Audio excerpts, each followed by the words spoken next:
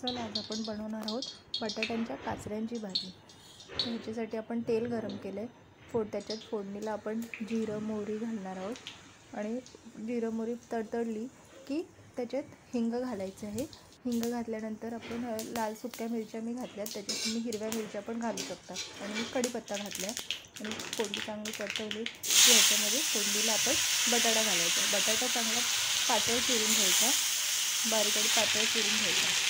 त्याच्यानंतर त्यात आता आपल्याला हळद घालायचे आणि चवीनुसार मीठ घालायचं। बस एवढंच घालायचं आपल्याला, बाकी काहीच मसाले ह्याच्यात घालायची गरज नाही। फक्त जिरे मोहरीची फोडणी द्यायची आणि हळद मीठ घालायचं आणि हे आता हे चांगलं परतवून घ्यायची ही भाजी।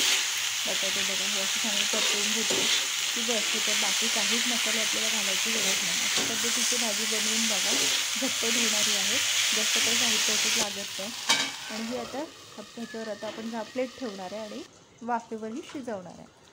आपल्याला वाफेवरच हे शिजवायचे, याच्यामध्ये पाणी वगैरे काहीच घालायचं नाही आपल्याला, हे वाफेवरच तेलावर आणि वाफेवर शिजवायचे।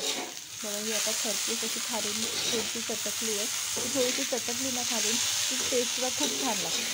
बटाटे खूप टेस्टी लागतात ही अशी भाजी, थोडीशी खालून चटकी द्यायची त्याला।